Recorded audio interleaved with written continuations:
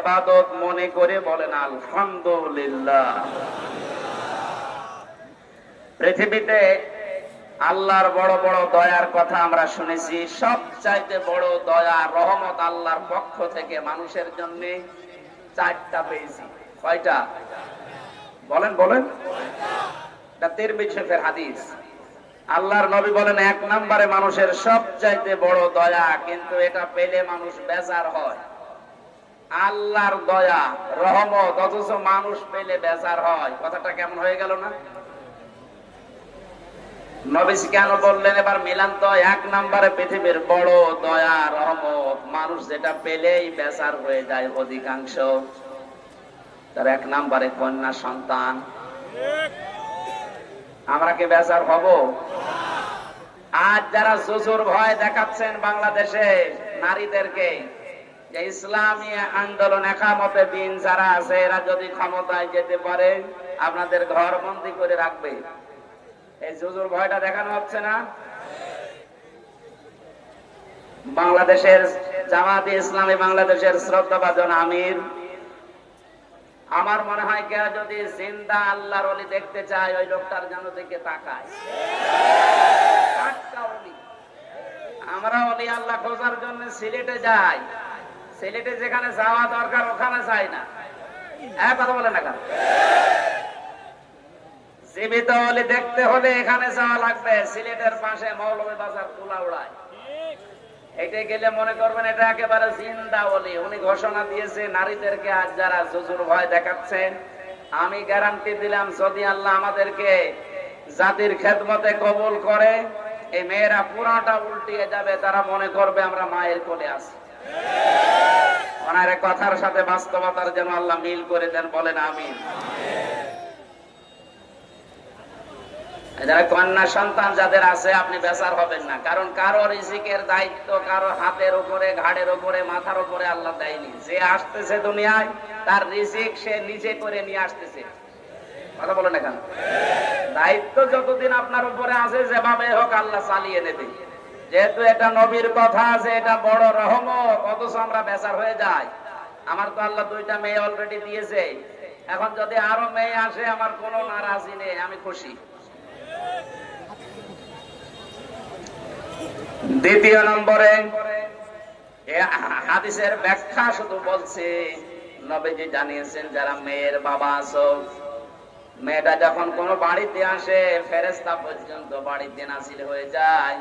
কোন ছেলে আসলে ফেরেশতা নাজিল হয়, কথা কোরআনেও নেই, হাদিসেও নেই। অথচ মেয়ে মানুষ আসলে ওই বাড়িতে আল্লাহ ফেরেশতা আগে পাঠায়। ফেরেশতারা আসার পরে মাথার উপরে হাত দেয়, ওই কন্যা সন্তানকে উদ্দেশ্য করে বলে, এটা একটা দুর্বল দেহ, এটা দুর্বল দেহ থেকে বের হয়ে এসেছে। এই মেয়েটাকে যারা আদর যত্ন করবে, এর পেছনে শ্রম দেবে, দিনের শিক্ষা দেবে, সৎ পাত্র থেকে পাত্রস্থ করবে, কিয়ামত পর্যন্ত আল্লাহর সাহায্য ওই বাবা মা গার্জিয়ানের উপরে থাকবে। বলেন সুবহানাল্লাহ। যেন আল্লাহর এই বড় দয়া, বড় রহমত আমরা যেন বেজার না হই কোনদিন। মেয়ে হওয়া মানে স্ত্রীর উপরে রাগ না, আপনার রাগ হচ্ছে আল্লাহর উপরে, কারণ ওটা তার স্ত্রী বানায়নি, বানিয়েছে কে? দ্বিতীয় নম্বরে পেয়েছি সবচেয়ে বড় দয়া আল্লাহর পক্ষ থেকে, অথচ মানুষ বেজার হয়ে যায়। তার নাম মেহমান। নাম কি? এটার সাথে বাস্তবতার মিল আছে। যত ধনী মানুষ হোক, মেহমান আসলেই কেমন যেন মন খারাপ হয়ে যাচ্ছে। অথচ মেহমান যখন আসে, নবীজি বলেন সে তার নিজের খোরাকি সাথে নিয়ে আসে। বলেন সুবহানাল্লাহ।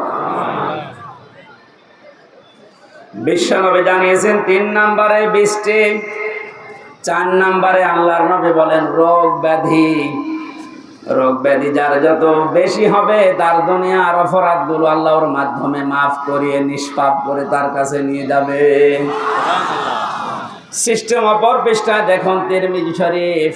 নবীজি বলেন 4টা বিষয়ে মানুষ আনন্দ পায়, 4টা বিষয়ে মানুষ খুশি হয়, কিন্তু আল্লাহর কাছে সবচাইতে ঘৃণিত নিকৃষ্ট এই 4টা। তার 1 নম্বরে নাম পেয়েছি যৌতুক। এদেশে নেই। সামাজিক ভাবে আন্দোলন গড়ে তোলা লাগবে।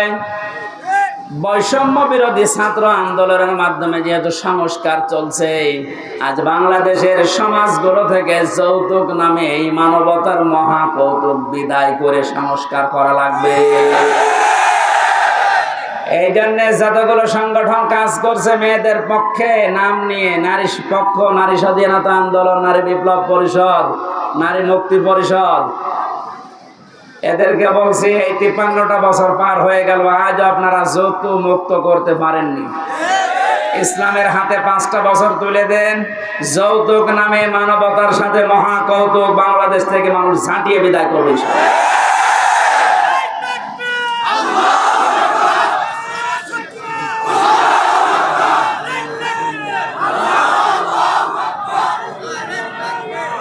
গাইবান্ধাবাসী 2 নম্বরে পেয়েছি আল্লাহর কাছে ঘৃণিত মানুষের কাছে খুব আনন্দ লাগে, মজা লাগে, তার নাম গীবত।